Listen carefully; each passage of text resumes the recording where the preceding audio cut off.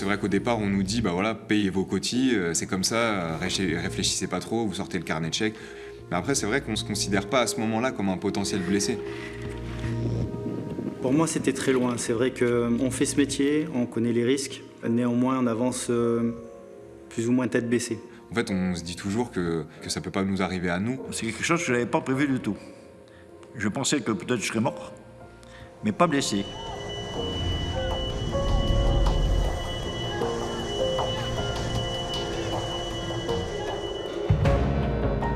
Soldats d'élite capables de tous les sacrifices, les parachutistes sont de tous les combats. Depuis 70 ans, l'entraide parachutiste les soutient dans l'épreuve. 1950, le désastre de la RC4, le 3e BCCP disparaît et va être dissous. Au moment de sa dissolution, le chef d'escadron de Corse réunit le comité d'entraide du bataillon et se pose la question de savoir le devenir des fonds de cette caisse d'entraide. Et donc le comité, à l'unanimité, décide de répartir les fonds restants en deux. Une première partie destinée aux familles des camarades tués ou disparus, et puis une autre partie qui est destinée aux parachutistes du 3e BCCP, de façon à ce qu'ils ne soient pas laissés sur le bord du chemin ou seuls au soir de leur vie. C'est l'acte de naissance de l'entraide parachutiste, et depuis 70 ans, nous nous efforçons de suivre cette même action dans les deux directions que nous ont tracées nos anciens. Après la débâcle de la RC4, l'entraide parachutiste est rapidement étendue à l'ensemble des troupes aéroportées. Sous l'égide du père Gégaud, aumônier parachutiste charismatique, elle intensifie encore son action. Après la guerre d'Indochine, c'est en Algérie qu'elle poursuit son œuvre de solidarité. Les années 70 voient l'entraide parachutiste entrer dans une nouvelle ère, marquée de nouveaux engagements au Tchad, en Centrafrique, ainsi qu'au Liban. Sur cette terre du Levant plongée dans la guerre civile, l'entraide para va encore donner toute la dimension de l'esprit unique qui l'anime. En octobre 1983, lors de l'attentat du Drakkar, elle intervient immédiatement pour soutenir et accompagner les blessés et les familles des 58 parachutistes victimes de l'explosion. C'est très particulier, le Drakkar. En moins d'une seconde, la compagnie a été décimée. L'entrée de para, qui n'était pas prévue pour une compagnie entière décimée, qui a dû donc s'organiser. Parce qu'il y avait des blessés, des veuves, quelques orphelins. Idem pour les cercueils. On n'avait pas prévu d'un coup tout ça, donc il a fallu mettre en place. Donc il faut se rappeler aussi que nous sommes partis avec des appelés.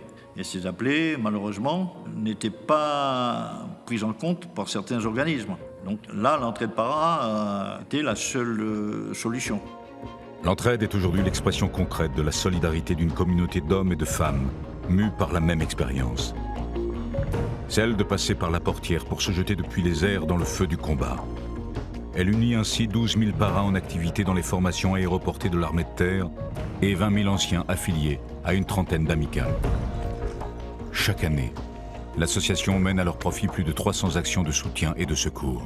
Une association comme la nôtre, ça n'a rien à voir avec une assurance. C'est une action de solidarité de tous les parachutistes. Dès qu'il y a un mort en opération ou des blessés graves, eh bien, les régiments nous alertent et selon l'urgence de la situation, nous pouvons réagir très rapidement dans l'heure qui vient pour apporter le secours dont peuvent avoir besoin les proches de la victime.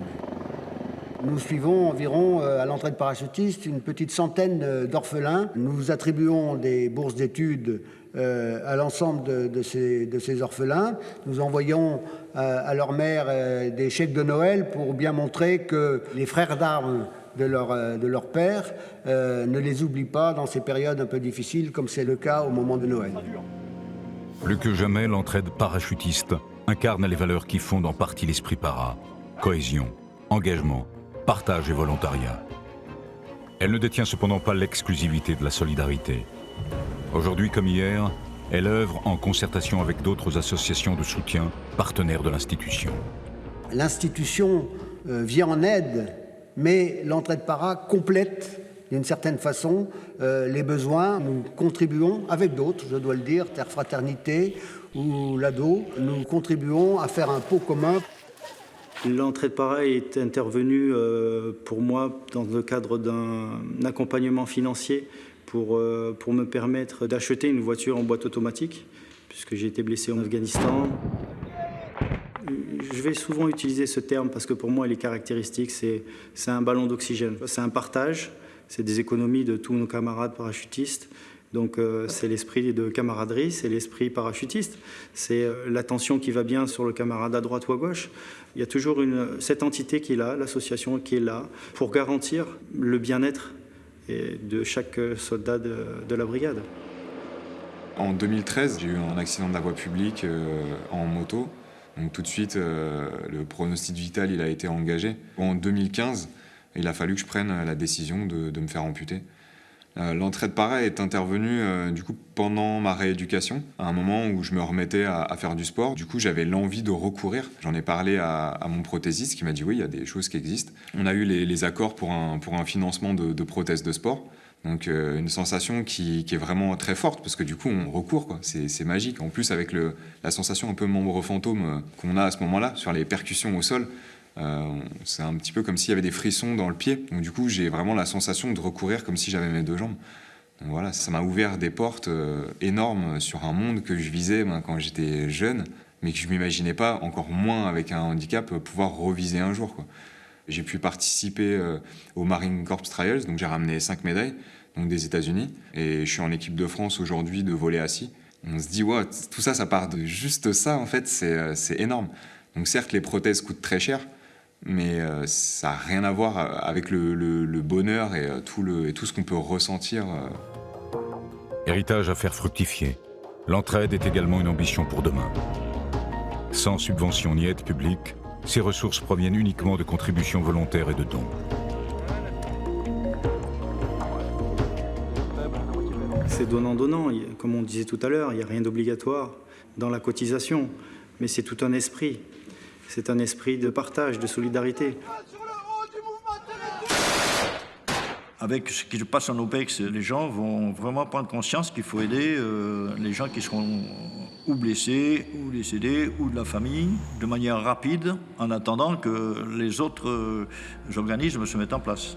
À l'âge de la retraite, on continue à servir d'une autre façon les unités parachutistes et les parachutistes qui nous ont tant donné. Et si on a parfois une récompense, c'est une lettre envoyée par une mère et ses enfants avec une petite fleur en nous disant merci. C'est notre plus belle récompense.